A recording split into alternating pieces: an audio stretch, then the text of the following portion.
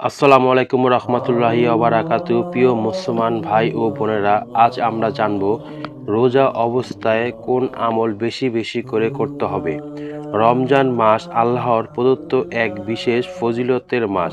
এই মাস সওয়াব অর্জনের মাস। এই মাসে কুরআন অবতীর্ণ হয়। রমজান মাসকে ৩ ভাগে ভাগ করা হয়েছে: রহমত, বরকত ও নাজাত। এই মাসে প্রতিটি আমলে আল্লাহ ৭০ গুণ বেশি সওয়াব দেন। এজন্যই বিশেষ এই মাসে বেশি বেশি আমল করতে হয়। এর মধ্যে গুরুত্বপূর্ণ কিছু আমল আছে যেগুলো পালনের মাধ্যমে আমরা জান্নাতে যেতে পারি, জাহান্নামের কঠিন আযাব থেকে মুক্তি পেতে পারি। ১ নম্বর, সিয়াম পালন করা। রমজান মাস সিয়াম পালনের ফরজ। সকল আমলের আগে গুরুত্বপূর্ণ সিয়াম পালন করা। মহান আল্লাহ তাআলা বলেন, সুতরাং তোমাদের মধ্যে যে ব্যক্তি রমজান পাবে সে যেন তাতে সিয়াম পালন করে। সূরা আল বাকারা আয়াত ১৮৫। সিয়াম পালনের ফজিলত সম্বন্ধে রাসূল পাক সাল্লাল্লাহু আলাইহি ওয়াসাল্লাম বলেছেন এক হাদিসে, যে ব্যক্তি ঈমানের সঙ্গে একনিষ্ঠভাবে আল্লাহর পাককে সন্তুষ্ট করার জন্য রমজানে সিয়াম পালন করবে, তার অতীতের সব গুনাহ মাফ করে দেওয়া হবে। সহিহ বুখারী হাদিস ২০১৪।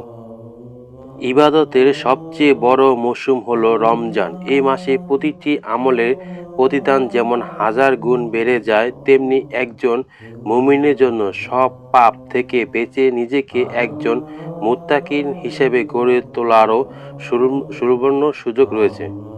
তবে রোজা রাখা মানে শুধু এই নয়, শুবে সাদেক থেকে নিয়ে সূর্যাস্ত পর্যন্ত পানাহার ও স্ত্রী সঙ্গ থেকে বিরত থাকা। বরং পূর্ণাঙ্গভাবে রোজা রাখতে হলে এই সবের পাশাপাশি সব পাপ কাজ থেকে বেঁচে থাকাও বাঞ্ছনীয়।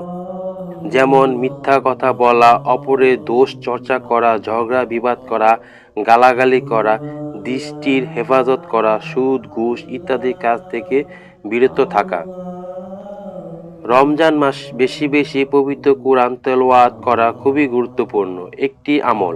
কেননা আল্লাহ তাআলা রমজানের পরিচয় দিয়ে গিয়ে বলেছেন, রমজান হলো এমন মাস যে মাসে কুরআন নাজিল করা হয়েছে। তাছাড়া রমজানের প্রতিটি আমলকে ৭০ গুণ বাড়িয়ে দেওয়া হয়েছে। আর রমজান মাসে দানের গুরুত্ব অনেক বেশি। এই মাসকে দানের মাসও বলা হয়, কেননা এই মাস একটি নফল ইবাদত করলে একটি ফরজ সমান সওয়াব, আর একটি ফরজ ইবাদত করলে ৭০টি ফরজ সওয়াব হয়।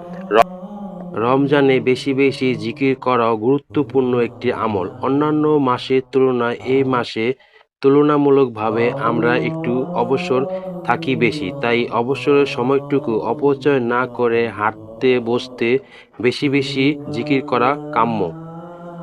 রমজান মাসে আমরা যে জিকিরগুলো করতে পারি, রাসূল পাক সাল্লাল্লাহু আলাইহি ওয়াসাল্লাম সর্বোত্তম জিকির হলো লা ইলাহা ইল্লাল্লাহু, অর্থাৎ আল্লাহ ছাড়া কোনো উপাস্য নেই।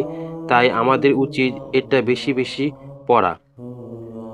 সুতরাং প্রিয় মুমিন মুত্তাকিন ভাই ও বোনেরা, রমজান মাসে যে কোনো আমল করলে অধিক পরিমাণ সওয়াব। আল্লাহ পাক আমাদেরকে এই আমলগুলো বেশি বেশি করার তৌফিক দান করুন।